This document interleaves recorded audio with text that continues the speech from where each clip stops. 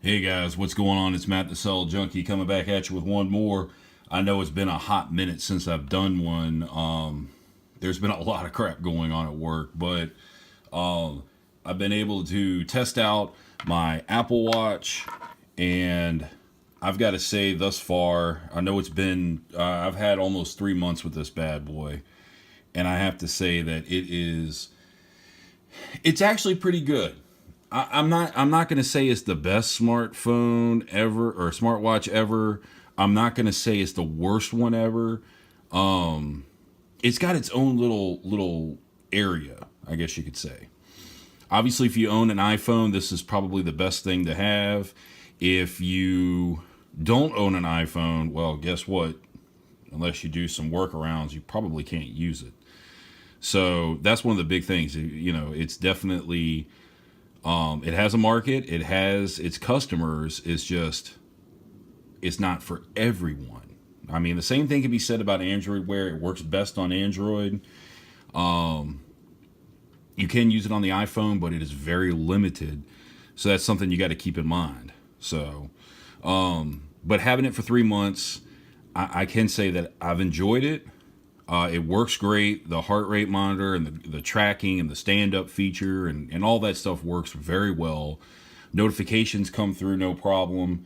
There are no hiccups that I've had thus far. The only thing I have a gripe with is, of course, battery life. That's usually the number one gripe for anyone on anything. This I can squeeze about 2 days out of this, and then I charge it up, and I mean it will run fine. It's just the battery does kind of suck. And that, like I said, that's me coming from a Pebble smartwatch, where I had a 5 to 7 day battery life on that. So I basically charged it once a week and I was fine. This I get 2 days out of, so it's a little sad on that.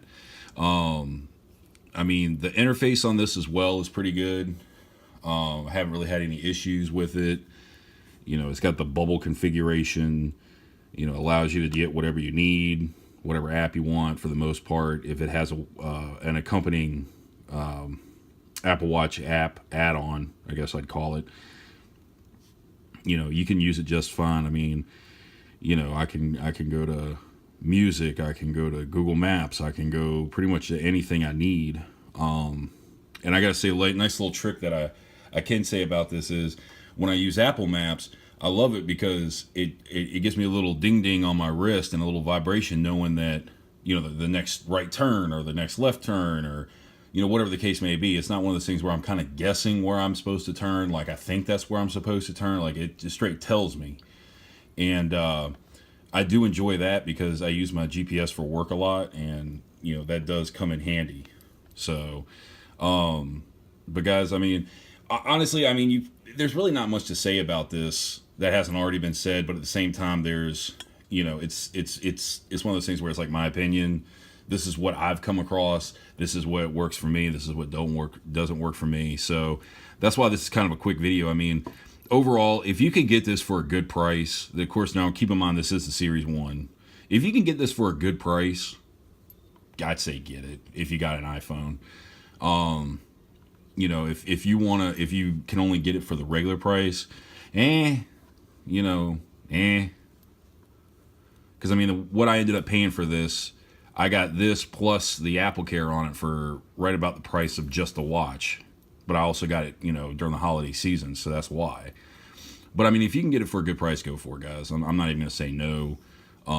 Just keep in mind, like I said, it doesn't work on pretty much anything else other than iPhone. So if you don't have an iPhone, you don't want an iPhone, you're like me and you switch back and forth, back and forth, back and forth, then I'd say just don't even worry about it. Just get an Android Wear or maybe a Fitbit or something. But guys, if you got any questions on this or anything, drop it down in the comments, hit that like button, subscribe button, and I'll see y'all in the next one.